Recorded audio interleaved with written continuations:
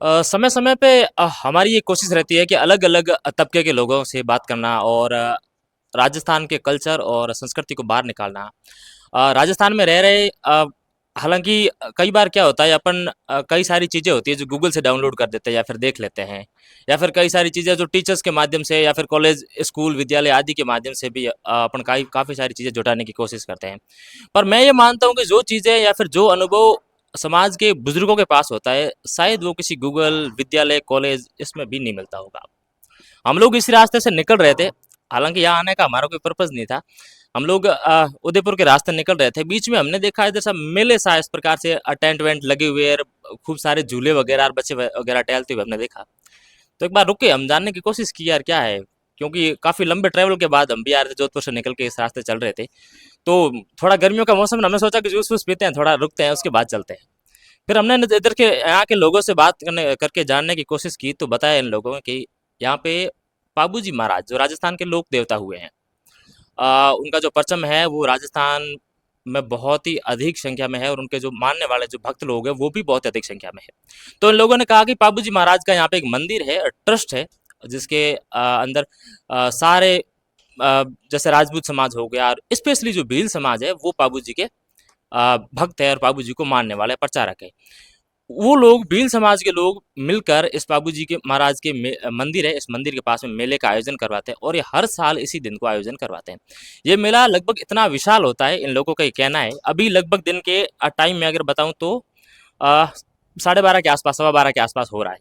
इन लोगों का कहना है कि शाम को 5 बजे के बाद इतना विशाल मेला भरता है कि मतलब पैर देने की जगह नहीं होगी। लगभग 2 लाख से ज्यादा लोग यहाँ पे आने वाले हैं। इतना विशाल मेला जो कि राजस्थान में शायद ही किसी समाज विशेष का भरता होगा।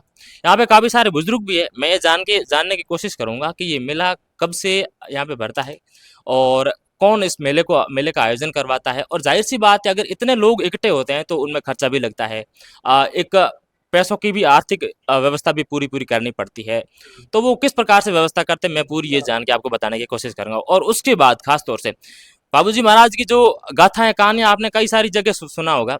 मैं इन लोगों को से भी जानने की कोशिश करूंगा और उसके बाद मैं खुद आपको एक बार बताऊंगा कि बाबूजी महाराज की क्या कहानी थी, क्योंकि हमने भी पढ़ के कुछ रिसर्च टीम हमारी भी है तो जानने की कोशिश करेंगे। सबसे पहले भाई साहब आप अपना नाम बताइए। मेरा नाम दिनेश भीले साहब। कितने टाइम से आप ये मेले का आयोजन करवा रहे हो और मेरा तो समझ लो यहाँ से बचपन से लीजिए तक अभी तक लगभग मेरी 40 मेरी एज है। हम यहाँ आते, हमारे बुजुर्ग भी यहाँ आते थे, तो बुजुर्गों ने हमें बताया, धीरे धीरे धीरे हम भी यहाँ आने लगे।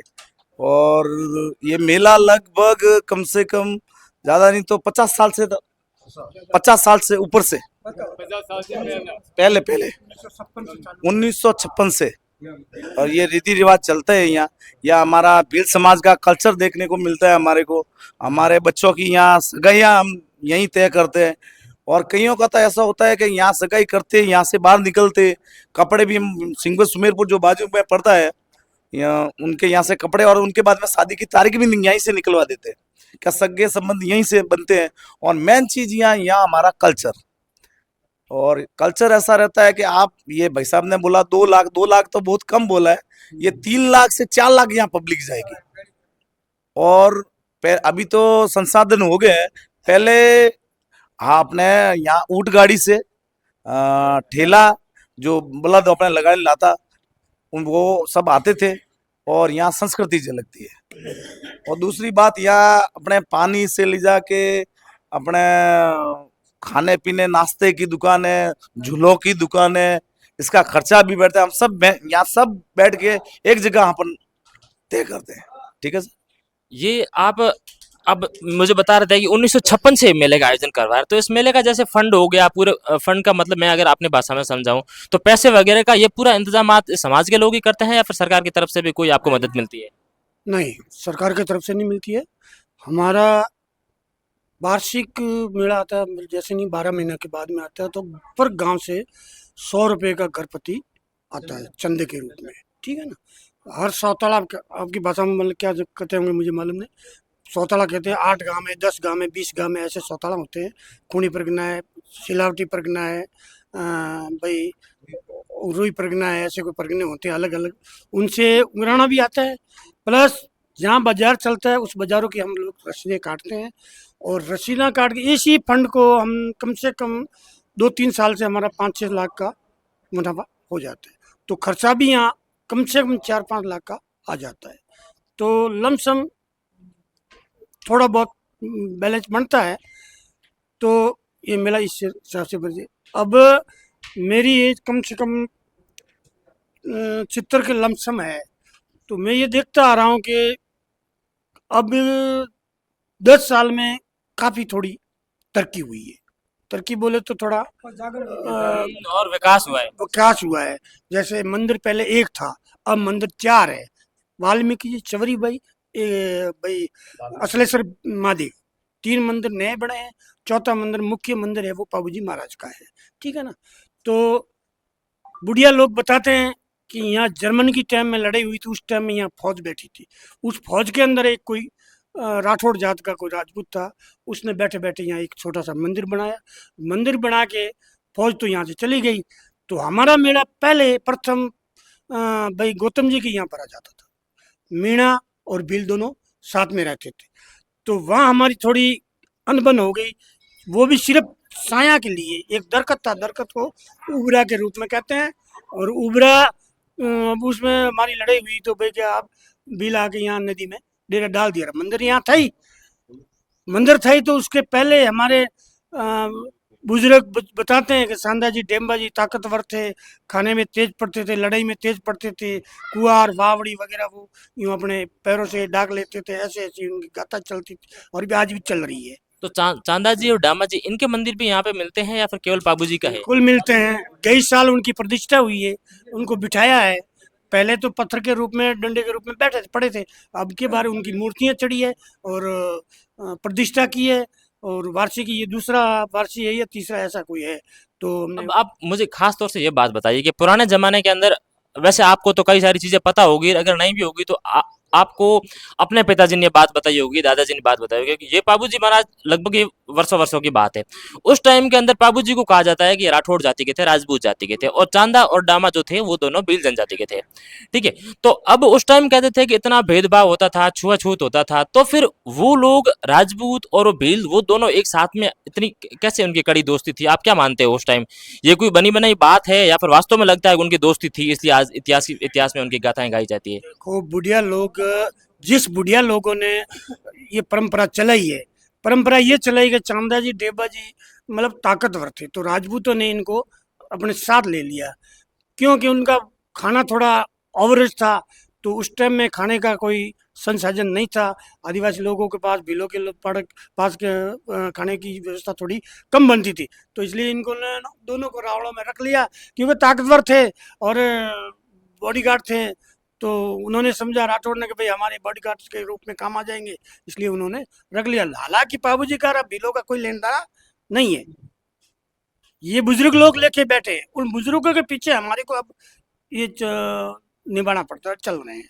ठीक है। तो अब जब चांदा और डामा, तो वो तो कहते हैं कि बाबूजी का right hand and left hand, दायां हाथ, और मतलब मारवाड़ी में कहें तो वो जीवनो हाथ और डावो हाथ, दोनों चांदा और डामा थे। तो फिर आप कैसे कह सकते हो कि बाबूजी का और उनका तो कोई लेना देना था ही नहीं? भीलों का देखा जाए, इतिहास देखा जाए, तो बाबूजी राजपूत थे, जात के राठौड़ थे, और चांदा जी, डेबा जी ये थे भील। तो भीलों, चांदा जी, डेबा जी के वजह से इन भीलों ने बाबूजी को पकड़ रखा है। बाकी कोई इनका संबंध नहीं है, और ना होगा ना ये है। अच्छा, तो बाबूजी का जैसे जन्म स्थान तो वहाँ कोलू, आ, अभी जो पहले तो जोधपुर जिले के अंदर आता था, अभी जो फलोदी जिला नया बना है उसके अंदर वो कोलू जो जगह है बाबूजी के जन्म स्थान जहाँ हुआ है, वहाँ विशाल बाबूजी का मंदिर भी बना हुआ है। तो आप लोग, अभी मैं बैक स्टेज इनसे बात कर रहा तो ये कह रहे थे कि जैसे बाबूजी की खास तौर से अगर किताबों में भी पढ़ते हैं, संस्कृति अगर इनकी अगर किताबों में पढ़े तो वहाँ लिखा हुआ ये होता है कि बाबूजी की फड़ बांची जाती है, जबकि ये कह रहे हैं कि फड़ का और बाबूजी का हमारे यहाँ पे कोई लेना देना नहीं है। ऐसा क्यों? बिल्कुल सही है। पढ़ हमारे यहाँ नहीं बासी जाती। और कोई भाई यहाँ बैठा है पढ़ बासने वाला, या कोई आई भी गया है, उसको भी हम समाज से भाई मानते हैं, ऐसी कोई बात नहीं है। परंतु वो पढ़ बासते हैं तो पढ़ के अंदर हर कोई पैसा देता है। ये को थोड़ा हम थोड़ा उसके क्रम के अनुसार नीचे मानते हैं। ठीक है। पर जैसे अब पुराने जमाने के अनुसार इस प्रकार के माना जाता था कि राजपूत जो समाज था वो सर्वश्रेष्ठ जातियों में या स्वर्ण समाज में आया करता था। तो वो लोग भी इन भील जातियों जनजातियों के जो भोपों को बुला के अपने घर पे जो फड़ का वाचन करवाते हैं। तो इसका मतलब तो या आप तो उनसे भेदभाव वाली वो बात आज भी रख रहे हो। भेदभाव तो उन्होंने रखा, हमने कहाँ रखा है। उन्होंने कैसे रखा बताइए। कैसे क्या रखा, आज भी वो बिलों से तो परहेज रखते हैं। भील है। मैं एक बार मैं वाटर वर्क से हूँ, रिटायर्ड हूँ। मैं सांसौर था, सांसौर के अंदर मैं गया तो कहीं रावड़े में जाता ना, कोई काम होता है, आगे पीछे संबंध होते हैं कि भाई ये वहाँ का बिल है तो हमारे बिल है, इसलिए मैं वहाँ जाता जाता तो मैं वहाँ गया और पीछे से वो लोग घर आता तो पीछे से सांटना नाक दे, यानी कि आवर सेट हो जाएगी घर में सांटना। तो किसी ने मेरे को बता दिया कि तू टिकमाराम, मेरा नाम असली नाम टेकाराम है, मैं रिटायर्ड वाटर वर्क से हूँ और यहाँ का उपाध्यक्ष हूँ और वर्तमान में उपाध्यक्ष हूँ जालोर जिले का, ठीक है ना। तो भेदभाव मेरे आंखों के सामने और मेरे खुद के सामने होता है और आज भी करते हैं, ऐसी बात नहीं है। क्योंकि आज अपन कपड़ा अच्छा पहनते हैं ना बिल लोग, तो उनको थोड़ी घृणा होती है। आज भी करते हैं, ऐसी बात नहीं है कि वो उस टाइम में भी करते हैं, आज भी कर रहे हैं। पर जैसे अब तो पूरा जमाना बदल चुका है, सब कुछ बदल चुका है, शिक्षा का युग आ चुका है। तो आज के दिन तो वैसे बहुत कम देखने को मिलता है, सारे सर्व समाज एक समान होकर एक जाजम पे बैठ के काम करते हैं कोई भी। तो आप ये कैसे कह सकते हैं कि छुआछूत आज भी होता होगा? क्यों? या तो आपके इस क्षेत्र में होता है या फिर आपने और कई जगह भी बहुत सारी जगह देखा है। सब जगह होता है। अभी अभी मेरे गांव में शादी थी तो खाने पर मुझे पत्रिका दी गई, तो मैं पत्रिका गया पत्रिका के तौर पर। तो एक दो आदमी खा के आया, मैं गया उस टाइम में मेरे लिए, यानी कि मेरे समाज के लिए भील मेघवाल मैत्र हरिजन कोई भी है उसके लिए अलग से अंदर बना दिया था। ये मेरे सामने की बात है और मैं उनको बोल के आया कि भाई आप मेरे को पत्रिका क्यों देते हो, भील मेघवाल को पत्रिका क्यों देते हो आप? यदि आपको तो सड़क पे ही बना लेते खाने के लिए, हम तो वही खा लेते। तो कहने वहाँ धूड़ा उड़ता तो तुम्हारा क्या लिया, धूड़ा उड़ा तो उड़ता है हमारे खाने में आता है, उससे तुमको क्या लेना। आज भी तो अभी भी तुमने पीछे खसने में ही खाना खिलाया है, तो उस टाइम बार भी हम खा सकते थे। तो ये चीज जैसे आप कह रहे हो आज भी अगर छुआछूत है तो ये खत्म कैसे होगी? कैसे होगी? एजुकेशन से होगी, पढ़ाई से होगी। युवा लोग ठानेंगे तब होगी। दूसरी बात, अब बुजुर्ग लोग हैं, बुढ़े लोग हैं, वो कोई कहते हैं कि भैया हमारे बेटे खावा आवे थोड़ी मौकौन है या शादी है कुछ भी है, तो वहां जाके वो सीधे पैरों के अंदर बैठते हैं, हालांकि उनको एक बोरी का तरापड़ा भी नहीं देते हैं। ऐसा आज भी चलता है। ये राजस्थान आपके इधर अगर शिक्षा की बात करें तो स्कूल्स वगैरह हो गए या फिर सरकारी नौकरी में हो गए, कितने जने आज आपके ढाणी ढाणियों की अगर बात करें तो कितने सरकारी नौकरी के अंदर है बच्चे? मेरे पादली में 5-6 हैं। 100 घर की बस्ती है। कितनी है? 100 घर की, 100 घर बिलो के होंगे, 100 से ऊपर होंगे, पर नौकरी में कितने हैं? 4-5 आदमी। ऐसा क्यों? पढ़ाई नहीं है, पढ़ते नहीं है, और थोड़े बहुत पढ़ लिए तो बाहर चले जाते हैं जूठा मांगने के लिए। नहीं, आप कह रहे हो कि ये चीजें जो होगी एजुकेशन से दूर होगी। हाँ। अब एजुकेशन आप बच्चों को प्रोवाइड करवाओगे नहीं, उनको आप दिलवाओगे नहीं, स्कूल भेजोगे ही नहीं, तो ये चीजें दूर होगी कैसे? ऐसा है, अब मेरे बच्चे 3 हैं, तीनों को मैंने पढ़ा लिया।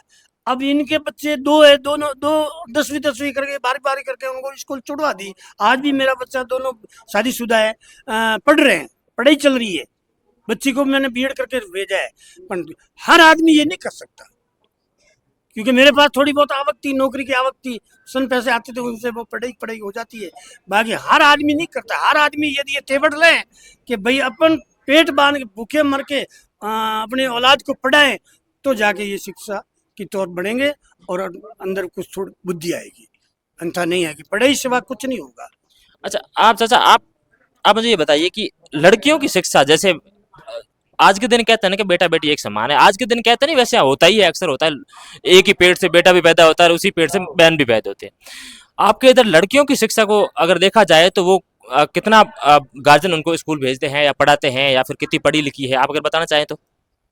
हमारे इधर लड़कियां भी पढ़ती है, लड़का भी पढ़ता है। ये लड़कियां पढ़ता है, अभी पढ़ाई में पीछे रहता है, क्या स्कूल भेजते नहीं टमाटम, इसको देखभाल संभालते नहीं, इसलिए पीछे रहता है पढ़ाई में।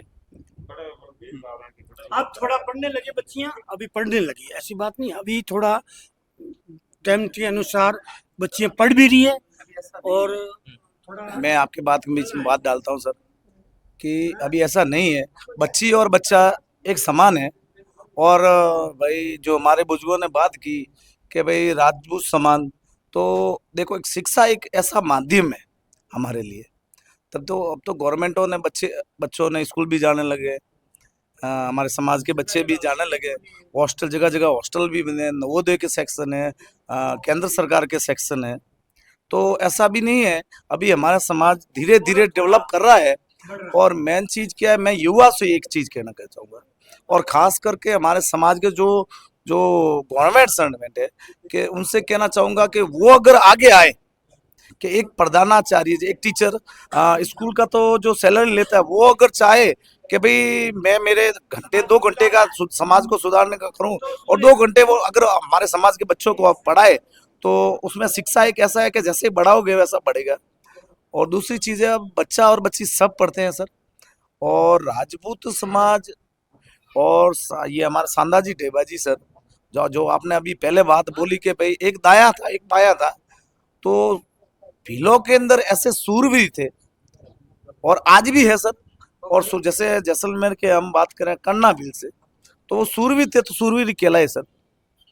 और सूरवीरता हमारे समाज में आज भी है, लेकिन हम कुछ टूटियों की वजह से आपस में बटे हुए हैं। मेन चीज, आपस में हम बटे हुए हैं। अगर वो टूटियां इकट्ठी हो जाए, जैसे जैसलमेर बॉर्डर जैसलमेर की साइड में खींचते हैं, अभी ये जैसे ये जालोर, सिरोही और ये पाली जगह थे। और मैं चैनल से माध्यम से कहना चाहूंगा, इस वीडियो को आप आगे से आगे भेजें और अपनी संस्कृति को यहाँ खींच के लाइए। मैं आपकी संस्कृति के अंदर स्पेशली क्या देखने देखने के लायक चीज है जो और लोग भी उसको देखे और सीखे? सर, हमारे संस्कृति के अंदर में हम रात को यहाँ, जैसे ये आपको बुजुर्ग सामने बैठे हैं, ये जैसे धोती पोती पहन के बैठे हैं, यहाँ जो युवा आएंगे वो भी धोती पोती से पहन के और आएंगे। और यहाँ जो लेडीजें आती हैं, जो हमारा पारंपरिक जो वेश है, वो वेश पहन के आएंगे। और प्लस यहाँ आप रात को देखिएगा, अभी तो लोग आ रहे हैं धीरे धीरे, 7 और 8 बजे के बाद में के बाद में आपको यहाँ जगह भी नहीं, मैं जहाँ बैठा हूँ उस जगह मैं भी, मेरे को भी जगह नहीं मिलेगी। रियली बात तो ये है, अभी यहाँ बैठ के जो मैं बोल रहा हूँ, मुझे भी वहाँ ठेठ पीछे जगह मिलेगी। लेकिन यहाँ जो संस्कृति यहाँ जो झलकेगी, आप खुद चैनल के माध्यम से लोगों को पहुंचाइए। और यहाँ घुंघरू बांध के, पैर में घुंघरू बांध में पूरी पूरी रात नाच के छतरियां बनाएंगे ऐसी कलरफुल, जिसमें माला लगी होगी, पूरी पूरी रात नाचेंगे, अलग अलग टुकड़ियां बना के वो अपने समाज के गीत गाएंगे। चलिए बहुत अच्छे, मैं और लोगों से भी बात करने की कोशिश करता हूँ। दादा अगर आप मुझे बताएं तो थोड़ा सा बाबूजी के इतिहास के बारे में बताएं कि क्या था उनका और कैसे कैसे उन्होंने संघर्ष किया। और जैसे कहते हैं कि बाबूजी अपने फेरों के बीच में से उठ के गए अपनी गायों को बचाने के लिए, तो थोड़ा बताओ अगर लोगों को बाबूजी के बारे में नहीं पता है उनको। ऐसा है सर, ऐसे हुआ था कि बाबूजी महाराज इन्हों की क्या हुआ था कि गायां कोई चोर लेके चले गए थे, और बाबूजी महाराज शादी करने गए थे, और शादी करके वो आया, उसने उनके बारे के अंदर क्या हुआ कि सब गायां तो उसने घेर के लाई थी, एक बसरा पीछे रह गया था, और बसरा के पीछे वो बाबूजी महाराज गए ने, उस टाइम में बाबूजी महाराज ने मौत खाई थी। और इनके बारे में सांदाजी और ढेबा जी, ये उनका साथ लिया था बाबूजी महाराज ने, भीलों का साथ उन्होंने लिया था। जब उनको बॉडीगार्ड मान के उन्होंने फिर उनका काम संभाला था, इसलिए वो गए और इन्हों के पीछे गए, और सांदाजी ढेबा जी ने उनका पेड़ चीर के अंदर से हाथ निकाल के, खेजरी झार आती है ना, खेजरा तो आप जानते हो, फली लगती हैं, इनके ऊपर बोतलें फेंक दिए थे। अभी भी लोग उनकी सब्जी करके खाते हैं। ये बाबूजी ने, अब सांदाजी ढेबा जी ने उनका राजपूत समाज का साथ दिया था, इसलिए उनके बंधन में ये सब जुड़े हुए थे। पर मेरे को ये खास तौर से एक बात समझ में नहीं आती, क्योंकि बाबूजी महाराज की पढ़ विशेष तौर से होती है और पढ़ के अंदर ही पूरा बाबूजी का जीवन गाथा जो होती है उसका वांचन किया जाता है, और आप लोग इसको मानते नहीं हो कि पढ़ हमारे इधर चलती नहीं है, या फिर हम उन लोगों को मानते ही नहीं है। ऐसा क्यों चाचा, मुझे ये बताइए। पढ़ रो कारण वही से कि हर किसी जाति के नीचे वो हाथ मार लेते हैं, वो हमको खराब लगता है। अपनी जो जाति है भील समाज, वो देखने जाए वो अपन पाल नहीं सकते हैं, लेकिन जो भक्ति भाव हुआ है जो वो भीलों से ही हुआ है, लेकिन उसका परहेज अपन नहीं रख सकते। तो उसने हाथ फैलाने की क्या जरूरत है? ये ग्रहण मांगने से क्या जरूरत है? इसीलिए हम लोग उससे छुआछूत रखते हैं। नहीं तो कोई बात नहीं, आपके भी खून निकलता है और हमारे भी खून निकलता है। वो काम हम लोगों को ये पसंद नहीं है। मैं आपके पास में खड़ा हूँ, आप आए, मैं लोगों को अरे 2 रुपया दो, आपको अच्छा लगेंगे? तो वही कारण है, दूसरा कुछ कारण नहीं। समाज अपन ही है। जो लोग पढ़ बाजते हैं वो भी भीली, ठीक है। अब वो टोटालियां बजाते हैं, वो भी बोलते हैं कि मैं भील हूं। अपने में 7 जाति होती है और उनका साथ कैसे कर सकते हैं आप बताइए मुझे। मैं तो मांग के खाऊंगा झोली भर के और आपके साथ में रहना चाहूंगा, फिर आप रख सकोगे मेरे को? तो हल्की तो आपकी लगेंगे कि हमारी लगेंगे? पर हमने ऐसा किताबों के अंदर पढ़ा है, ये चीज पढ़ी है कि चांदा और डामा बाबूजी मान लो 3 बेहतरीन दोस्त थे, वो एक अच्छे दोस्त थे, तो फिर आप कैसे कह सकते हो छुआछूत थी? फिर तो छुआछूत थी ही नहीं। पहले सब राठौड़ी चल रही थी, जगह जगह आज भी काम कर रहे हैं। तो राजपूत भील जाति नहीं राजपूतों के साथ में मरे हुए, दूसरी जात नहीं मरी। आपका कहने का मतलब है कि जो जैसे राजपूत लोग थे, राजा उस टाइम होते थे, उनका जो साथ था वो भीलों ने दिया अक्सर। भीलों ने दिया है। फिर ये कैसे हुआ? पहली हाजिरी परिस्थिति थी। आपके यहाँ में मेहमान आ गया तो आपको रावलाम जाना पड़ता था कि हमारे घर पे वो फलाना राम जी आज मेहमान है, कितने बजे जाएंगे? कि इतने बजे। फिर वो मार पड़ने लगी तो फिर बोले तू कौन है? मैं तो पड़वाड़ा। तू कौन है? मैं रंगा सामी। तू कौन है? मैं तो पाहुआ और टोटालिया वाला। तो उसको उसके साथ हम कैसे बैठे उठे? मतलब आपके इधर फड़का वाचन बिल्कुल भी नहीं होता है? नहीं, तो बाबूजी के जो गीत होते हैं, पवाड़े होते हैं, वो फिर आप कैसे करते हो? हम लोग नहीं करते हैं। ढोल के माध्यम से तो गाते ही होंगे। हमारे यहाँ जो संघ गाते हैं, संगत उन होती उनों है, का भजन भी बोलते हैं, साधु बोलते हैं। हर चीज बोलते हैं। नहीं, अपन भी संसार भी बोलती है, हाँ। वो बात तो नहीं है। ये बाबूजी महाराज भीलों के पीछे ही हुआ है और साथ भीलों ने दिया, इसलिए बाबूजी महाराज की जय जय बोली है। नहीं तो कुछ नहीं था। भील नहीं होते तो बाबूजी इतना नहीं बचता था आगे। अच्छा, बाबूजी महाराज की जो जन्म स्थली है कोलू बाबूजी, वहां आप कभी गए हो? कहाँ? बाबूजी का जन्म कहाँ हुआ था? नहीं नहीं गए, झूठ के बोले। आपको पता है जन्म कहाँ हुआ था बाबूजी का? मुझे कोई मालूम नहीं है। लोग बोलते हैं कि कोलू मंडल के हैं। तो आप क्या मानते हैं बाबूजी का जन्म कहाँ हुआ था? हम ऐसे नहीं मानते हैं। अरे कहीं तो हुआ होगा बाबूजी का जन्म। जन्म तो हुआ वही खड़े निकले तो हुआ वही। हाँ, तो वो बताओ, जब आप बाबूजी के आराध्य हो, आप बाबूजी को मानने वाले हो, ठीक है, बाबूजी का आपने मंदिर बनाया है यहाँ पे, मैं सबसे बात करूंगा, पर आप मुझे ये बताइए कि बाबूजी का जन्म हुआ कहाँ था?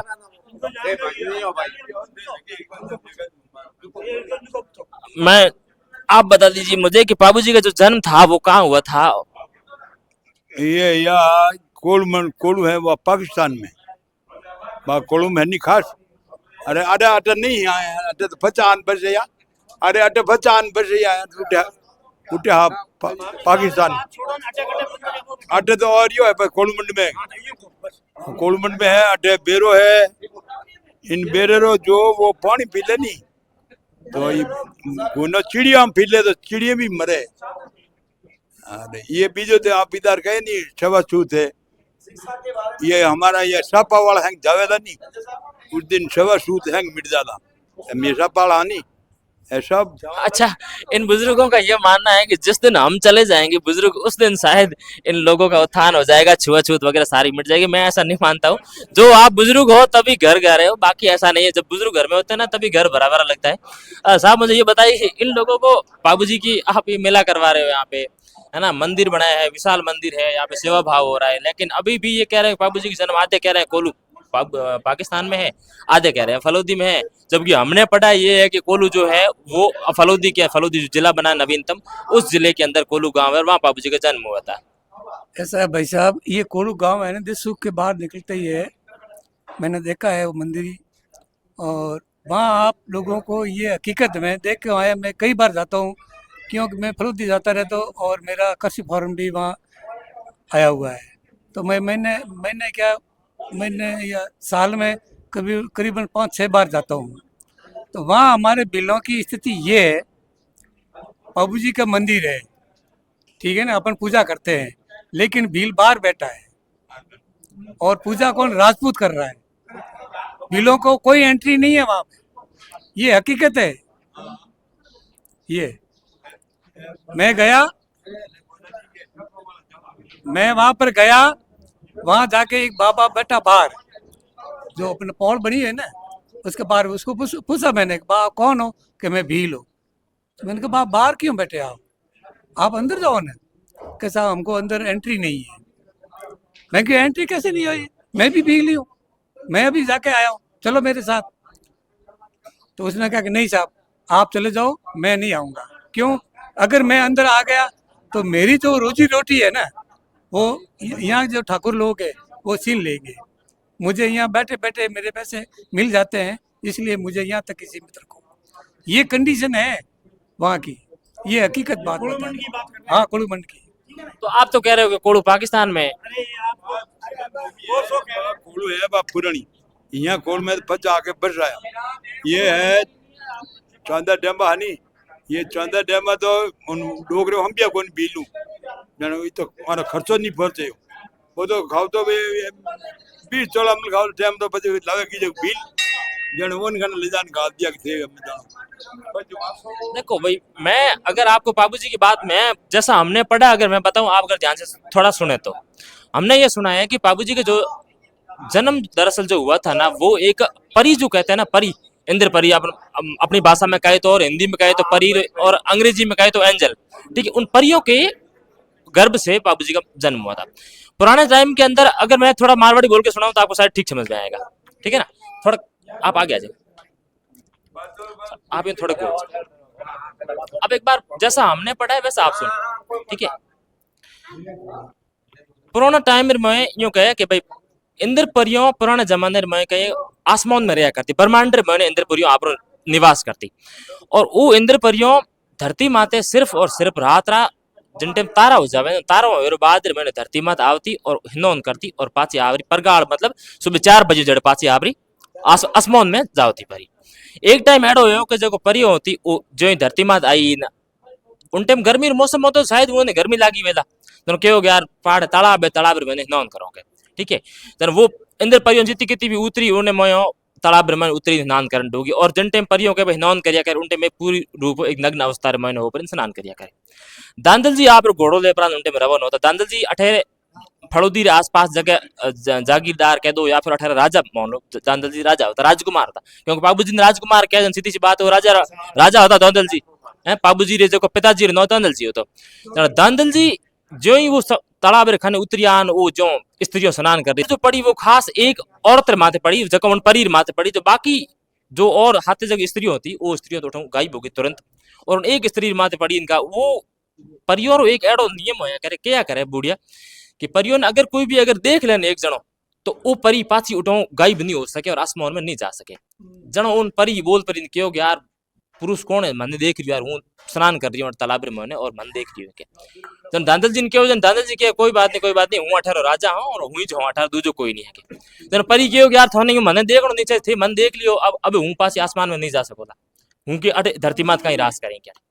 जन दांदल जी कहो थोने पासो हाजो कठे गुजारण मारे बेड़ा हाल जाओ, घणी है जमी खेती खड़ मारा महल मालिया बंगला उम रेयान अट बैठा ऐस करिया के। हाँ जनो बाबूजी तो उन टाइम कठे था। जनो दांदल जी उन परी ने अठो ले पर गया पर मेल रे मोइन उठ जान शादी रसाई उन परी रहते। हाँ बाबूजी तो पछे है आप हणो जनो दांदल जी उन परी रहते करी शादी और शादी करने के बाद उन परी आप एक शर्त रखी कि मारी एक शर्त है आप जितना कितना मेल है उन मेल और मैंने मारो जो मेल वेला जिन मेल में हूं रही वो मेल पर्सनल मारी एकली वेला और उन मेल रे मोए बिना आज्ञा अनुमति मतलब कोई अंदर नहीं आवेला बिना पूछे मोए नहीं आवेला मंदिर में मेल रे मोए जनो दांदल जी के यार हूं राजा एक मेल कहीं हूं 10 मेल खड़ा कर दो थारे वास्ते के जनो एक मेल खड़ो करी उन मेल रे मोए ने वो जगह परी होती वह परी निवास करती जनो दांदल जी वह चली शादी चली जन जा प्रांत एक बच्चे ने जन्म हो जनो बच्चे और जन्म हो वो बच्चे और नाम राख्यो पाबू। ठीक है जनो पाबू जी क्या करे पाबू जी बहुत खूबसूरत होता दिखने में बहुत सुंदर होता तो आप जाहिर सी बात मान सको अगर दांदल जी तो आपड़ा मारवाड़ में रहता है तावड़ो पड़तो और उन तावड़े में तुम केड़ा सुंदर भैया आदमी तावड़े में काला पड़ जाया करे पर वो अगर सुंदर होया तो शायद परीर माथे क्या वेला भैया कहा तो टाबर माँ मात जावे इनका बाप मात जावे दोनों में एक मात जावे तेनो कह भाई पाबू जी है जगह अपनी माँ मात गया पाबू जी बेहद खूबसूरत है बेहद सुंदर है तेनो परी होती जब उनने मैंने एक ऐसी शक्ति होती कि वो आप रूप बदल देती पल्ले मैंने शेरनी बन जाती पल्ले मैंने अस्त्री बन जाती वो है नहीं वो अलग अलग आप रूप कर लेती जनो उन परीरो तो जगो हैंग उनको कहना हो तो आप दासों ने वगैरह और इवन दांदल जी तक भी के मारे बिना पूछो गेट खटखटे बगैर मोह नहीं आवे लगे। एक दिन कहीं हो दांदल जी जो घरे आवणो हो मन हो भाई जाऊं रोणी खाने रोणी मतलब उन परी खाने जनो आडो बजायो कोणी है जो मोया आगान का जो शेरनी बैठी सिंगनी बैठी और बच्चो सूंघ रही है बच्चो दूध पीवे बच्चो दूध वो तो दांदल जी देख लिया आप री आंखों दांदल जी आप आंखों देख ली कि एक शेरनी है बच्चे दूध पिला रही है दांदल जी एकदम आंखें खुले रह गए यार ओयो की करोगे मोय तो रोणी है रोणी जगह शेरनी की करोगी वह इतनी बात करते करते बिंदु आप रूप बदल वापस स्त्री रूप में आ गई जनो उन परी दांदल जी ने कहो कि मारो जग वचन हो तो वचन तोड़ दियो के तो के जो दांदल जी ने तो बात समझ में ही नहीं आई क्या कहीं बात कर रही है कि मारो वचन होतो कि थे बिना गेट खटखटाए मोह नहीं आवे लगे हूं परी हूं मारे में गैडी शक्ति है कि हूं कोई भी रूप में हूं रूप धारण कर सको अन हमें हूं शेरनी रूप में होती और पाबू ने चुंगावती दूध पिलावती के अन थे मोह आ गए मारो वचन टूट गए अन हमें हूं धरती मात नहीं रोला हूं जाई परी पासी मारे आसमान में हालांकि एक मारो और अपनो भी होया करे एक मारो कर्तव्य वे मारो धर्म हुए कि जड़ तक टाबर खोए मां छड़ा जड़ो नहीं वे या फिर बेवन नहीं ढूक जाओ जब तक मां बच्चन छोड़िया नहीं करे कदे भी हालांकि मां तो आखिर सांस तक बच्चन नहीं छोड़िया करे पर फिर भी एक मोटो करे तो पगे हुए जड़े मां बच्चन नहीं छोड़िया करे आती बात अपे खुद भी देखा करो पण कह मारो वचन टूट को वचन टूटी और बाद में उन परी के हूं धरती में नहीं रोला हूं जाई पासे आसमान वाह वो परी तो उठे आप रही होगी गाय बन गई आसमान एड़ो क्या करे उन परी जो नो हो तो वो नो कमला दे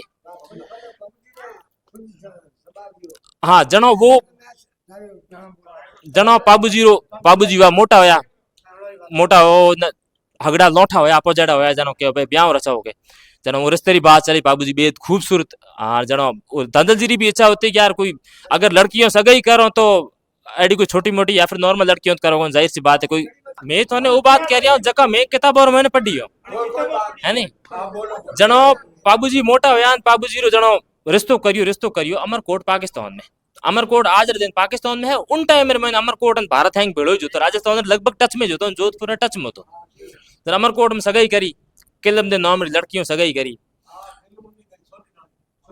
अरे उन लड़की का नाम किलम हो तो ठीक है मैं किताबों में पढ़ी बात बताऊं हो सके थोड़ा अलग होता है मैं किताबों में पढ़ियो कि किलम नाम लड़कियों बाबूजी रिश्तो हो ठीक है जनो रिश्तो हो उठे और रिश्तो होने के बाद मैंने अठे वाह चंदोन डेमो दोनों भील जनजाति रहा बाबूजी राजपूत तीनों हाकरी दोस्ती बाबूजी जन चौंदे डोम में हम दोस्त एक बात हम आज दिन भी किन्हीं शादी होया करें तो अभी दोस्त है नहीं वो एक बार तानो नहीं मारे जब तक रिया नहीं करे ठीक है जन दोस्तों क्यों यार बाबूजी थे खूबसूरत सब बातों हैंग नहीं लेकिन अपने जगह घोड़ो घोड़ी है आखिरी को यार थे इतना सुंदर जन घोड़ी भी कटे सुंदर लेना हो गए उन घोड़ी में जान थे उड़ते अमरकोट में तोरण मारो जन खूबसूरत लागो फूटरा लागो लगे बाबूजी क्यों यार घोड़ी तो मापो कंद है जगह इसको मां नहीं तुम कठे लाओ जन चौंदे डम में जगह भील जनजाति होता है वो कहो अगर घोड़ी अपने नजर में है एक अटे बहन है देवल नौरी उन देवल खन्ने के घोड़ी है केसर कालवी नौरी और बॉडी बहुत ही खूबसूरत घोड़ी है और उन घोड़ी लेन आप पन्ना बना दो अमरकोट के तो के बाद ठीक है जन बाबूजी क्यों चौंदे डम के थे जाओ उन देवल बात करो उन कहो तू एक दिन वास्ते घोड़ी दे हूँ पन्नी दिन पांचवान थन घोड़ी पासी दे दई चलो चौंदो डेमो दुई भाई भेड़ा पर ओन गया उठे देवल खने देवल चारणी खने तो देवल चारनी कन कहते देवल कहो कि मारे कन गायों है कम से कम 300 हो ज्यादा और मारी जगह घोड़ी है और ग्वाल लेन जाया करे गायों चरावन वास्ते। और उन टाइम कहीं होतो आतंक बहुत ज्यादा होतो गुंडो रो मवाली और वो कहीं करता कि गायों ने लूट देता उठाओ।